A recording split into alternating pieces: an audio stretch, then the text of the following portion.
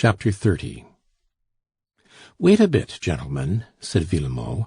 "Do you know that you are turning the universal legatee out of doors, and as yet his right has not been called in question?" "Yes, it has," said Fraisier. "We are opposing the transfer of the property." "And upon what grounds?" "You shall know that by and by, my boy," Fraisier replied, banteringly. "At this moment, if the legatee withdraws everything that he declares to be his, we shall raise no objections, but the room itself will be sealed, and Monsieur Schmucke may lodge where he pleases." "No," said Villemot, "Monsieur Schmucke is going to stay in his room." "And how?" "I shall demand an immediate special inquiry," continued Villemot, "and prove that we pay half the rent. You shall not turn us out. Take away the pictures, decide on the ownership of the various articles, but here my client stops, my boy." "I shall go out," the old musician suddenly said. He had recovered energy during the odious dispute. "You had better," said Fraisier. "Your course will save expense to you, for your contention would not be made good. The lease is evidence." The lease," cried Villemot. "It is a question of good faith." "That could only be proved in a criminal case, by calling witnesses. Do you mean to plunge into experts' fees, and verifications, and orders to show cause why judgment should not be given, and law proceedings generally?" "No, no," cried Schmucke in dismay. "I shall turn out. I am used to it." In practice, Schmucke was a philosopher, an unconscious cynic. So greatly had he simplified his life. 2 pairs of shoes, a pair of boots, a couple of suits of clothes, a dozen shirts, a dozen bandana handkerchiefs, 4 waistcoats, a superb pipe given to him by Pons, with an embroidered tobacco pouch. These were all his belongings.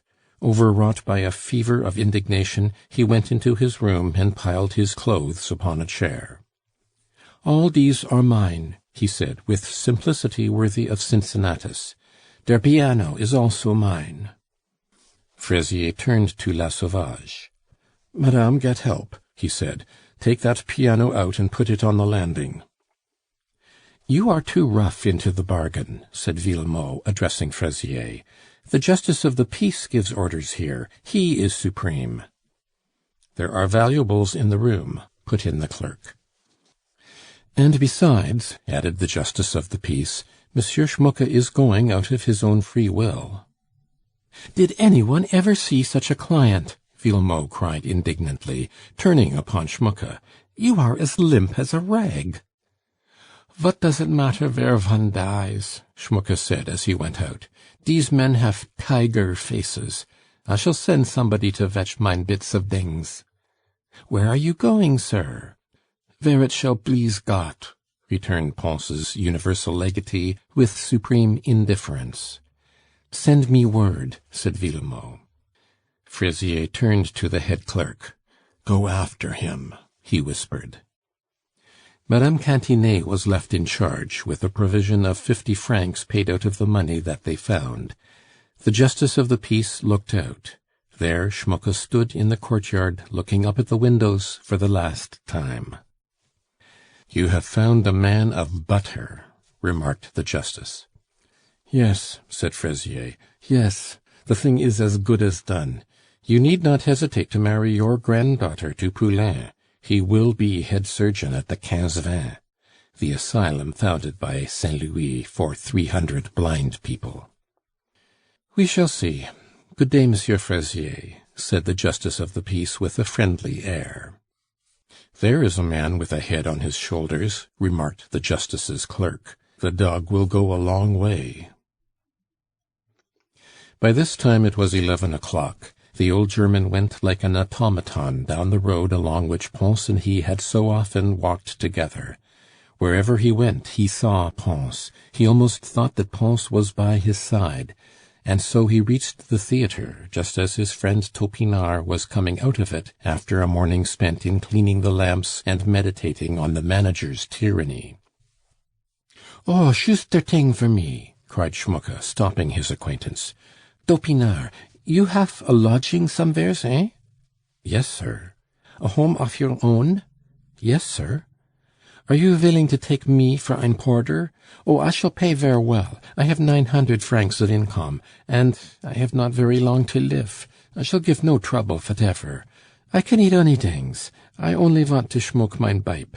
Und you are der only one that have shed a tear for Bons mit me, and so I love you. I shall be very glad, sir, but to begin with, Monsieur Gaudissart has given me a proper wigging. Wigging? That is one way of saying that he combed my hair for me. Combed your hair? He gave me a scolding for meddling in your affairs, so we must be very careful if you come to me. But I doubt whether you will stay when you have seen the place. You do not know how we poor devils live. I should rather der poor home of a good-hearted man that have mourned Bons than der Tuileries mit men dot have ein tiger face. I have just left tigers in Bons's house. They will eat up everydings. Come with me, sir, and you shall see. But, well, anyhow, there is a garret. Let us see what Madame Topinard says. Schmucke followed like a sheep, while Topinard led the way into one of the squalid districts which might be called the cancers of Paris, a spot known as the Cité Bourdin.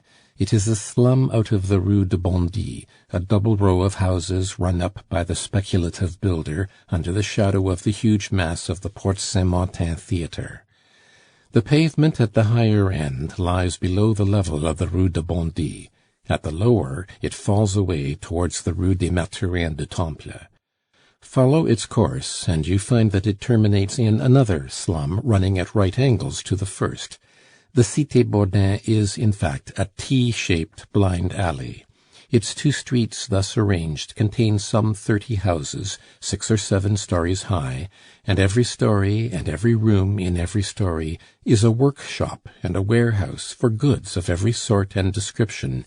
For this wart upon the face of Paris is a miniature Faubourg Saint-Antoine.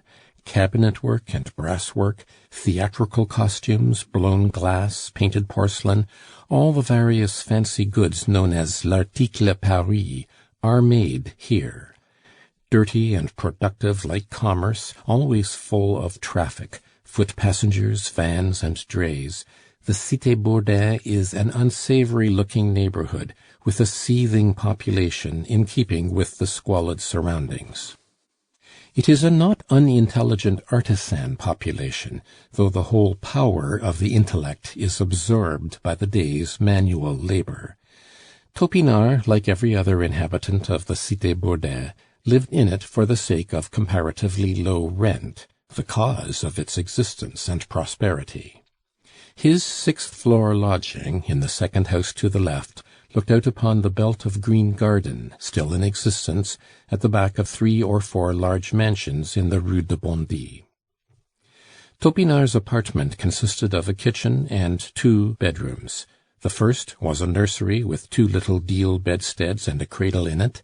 The second was the bedroom, and the kitchen did duty as a dining room.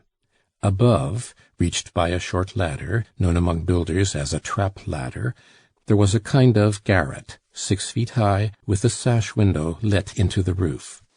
This room, given as a servant's bedroom, raised the Topinards' establishment from mere rooms to the dignity of a tenement, and the rent to a corresponding sum of 400 francs. An arched lobby, lighted from the kitchen by a small round window, did duty as an antechamber, and filled the space between the bedroom, the kitchen, and house doors, 3 doors in all. The rooms were paved with bricks, and hung with a hideous wall-paper at 3d apiece. The chimney-pieces that adorned them were of the kind called capucines, a shelf set on a couple of brackets painted to resemble wood. Here, in these 3 rooms, dwelt 5 human beings, 3 of them children. Anyone, therefore, can imagine how the walls were covered with scores and scratches so far as an infant arm can reach. Rich people can scarcely realize the extreme simplicity of a poor man's kitchen. A Dutch oven, a kettle, a gridiron, a saucepan, 2 or 3 dumpy cooking pots, and a frying pan. That was all. All the crockery in the place white and brown earthenware together, was not worth more than 12 francs. Dinner was served on the kitchen table, which, with a couple of chairs and a couple of stools, completed the furniture. The stock of fuel was kept under the stove, with a funnel-shaped chimney, and in a corner stood the wash-tub in which the family linen lay, often steeping overnight in soap-suds. The nursery ceiling was covered with clothes-lines, the walls were variegated with theatrical placards and woodcuts from newspapers or advertisements. Evidently the eldest boy, the owner of the school books stacked in a corner, was left in charge while his parents were absent in the theatre. In many a French working man's family, so soon as a child reaches the age of 6 or 7, it plays the part of mother to younger sisters and brothers. From this bare outline it may be imagined that the Topinards, to use the hackneyed formula, were poor but honest. Topinard himself was verging on 40. Madame Topinard, once leader of a chorus, mistress, too, it was said, of Gaudissart's predecessor, was certainly 30 years old. Lolotte had been a fine woman in her day, but the misfortunes of the previous management had told upon her to such an extent that it had seemed to her to be both advisable and necessary to contract a stage marriage with Topinard. She did not doubt but that, as soon as they could muster the sum of 150 francs, her Topinard would perform his vows agreeably to the civil law, were it only to legitimize the 3 children whom he worshipped. Meanwhile, Madame Topinard sewed for the theatre wardrobe in the morning, and with prodigious effort the brave couple made 900 francs per annum between them. "One more flight," Topinard had twice repeated since they reached the 3rd floor. Schmucke, engulfed in his sorrow, did not so much as know whether he was going up or coming down. In another minute Topinard had opened the door, but before he appeared in his white workman's blouse, Madame Topinard's voice rang from the kitchen. "There, there, children, be quiet. Here comes papa." But the children, no doubt, did as they pleased with papa, for the oldest member of the family, sitting astride a broomstick, continued to command a charge of cavalry, a reminiscence of the Cirque Olympique. The second blew a tin trumpet, while the third did its best to keep up with the main body of the army. Their mother was at work on a theatrical costume. "Be quiet, or I shall slap you," shouted Topinard in a formidable voice.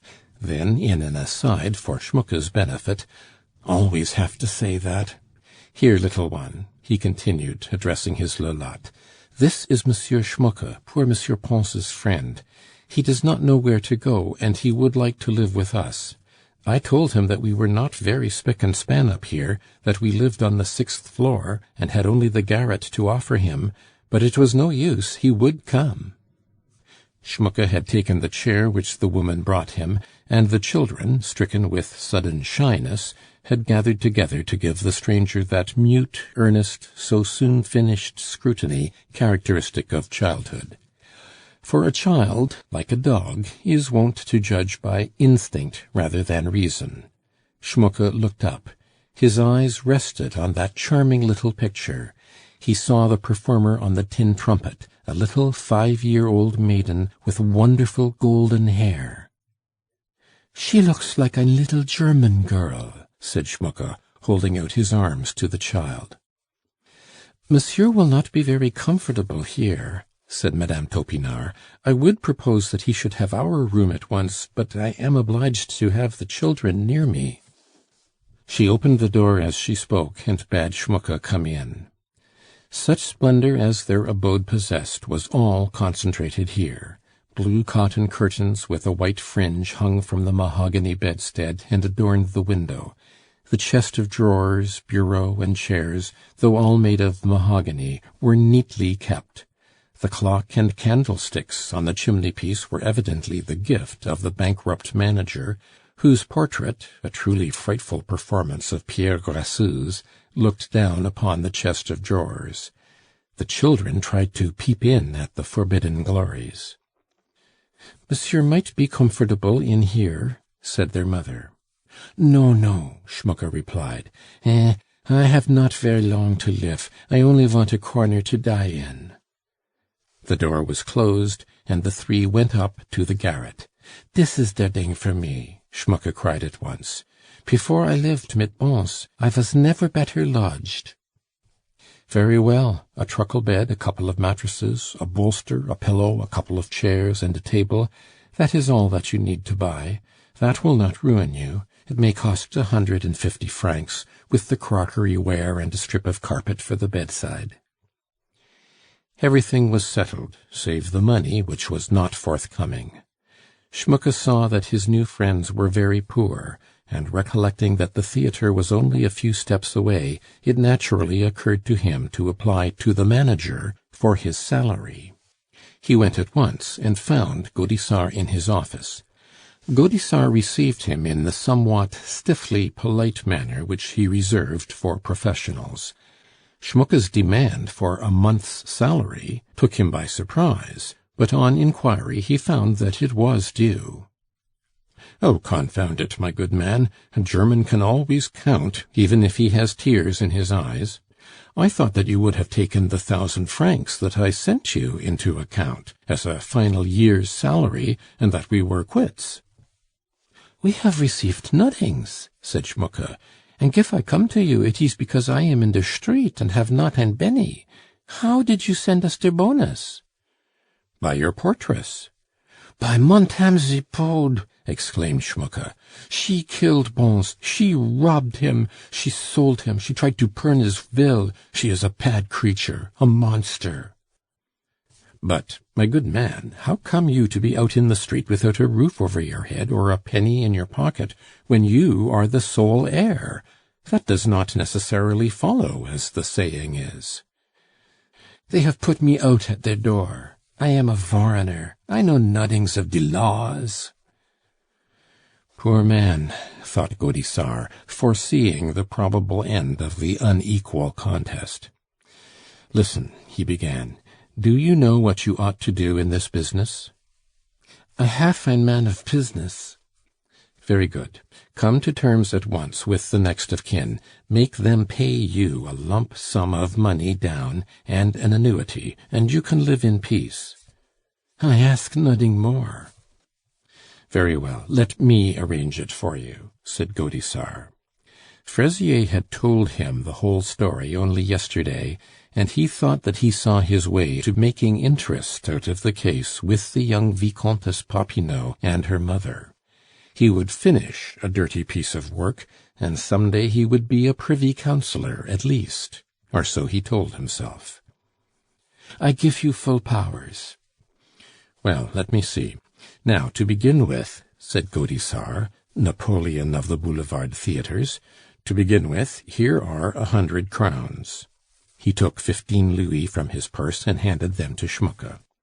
"That is yours on account of 6 months' salary. If you leave the theatre, you can repay me the money. Now, for your budget. What are your yearly expenses? How much do you want to be comfortable? Come now, scheme out a life for a Sardanapalus." "I only need 2 suits of clothes, one for the winter, one for the summer." 300 francs, said Gaudissart. "Shoes, 4 pairs." 60 francs. "Stockings?" "A dozen pairs, 36 francs." "Half a dozen shirts?" 6 calico shirts, 24 francs, as many linen shirts, 48 francs, let us say 72. That makes 468 francs altogether, say 500, including cravats and pocket handkerchiefs. 100 francs for the laundress, 600. And now, how much for your board? 3 francs a day? No, it is too much. After all, you want hats. That brings it to 1,500. 500 more for rent, that makes 2,000. If I can get 2,000 francs per annum for you, are you willing? Good securities."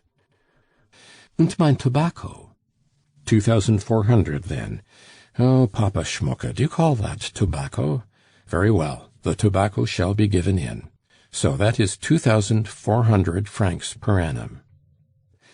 "That is not all. I should like some money." "Pin money, just so. "Oh, these Germans! And calls himself an innocent, the old Robert Macaire," thought Gaudissart. Aloud he said, "How much do you want? But this must be the last." "It is to pay a sacred debt." "A debt?" said Gaudissart to himself. "What a shark it is! He is worse than an eldest son. He will invent a bill or two next. We must cut this short. This Fraisier cannot take large views. What debt is this, my good man? Speak out." "There was but one man dot have mourned Bons with me. He have a tear little girl mit wunderschönes Haar. It was as if I saw mein poor Deutschland that I should never have left. Paris is no place for de Germans. They laugh at them," with a little nod as he spoke, and the air of a man who knows something of life in this world below. "He is off his head," Gaudissart said to himself. And a sudden pang of pity for this poor innocent before him brought a tear to the manager's eyes. "Ah, you understand, Monsieur le Directeur. Ver gut. Dat man mit die little daughter is Dobinard, vat tidies de orchestra and lights de lamps. Bons was very fond of him, and helped him. He was de only one that accompanied mine only friend to de church and to de grave. I want 3,000 francs for him, and 3,000 for de little one." "Poor fellow," said Gaudissart to himself.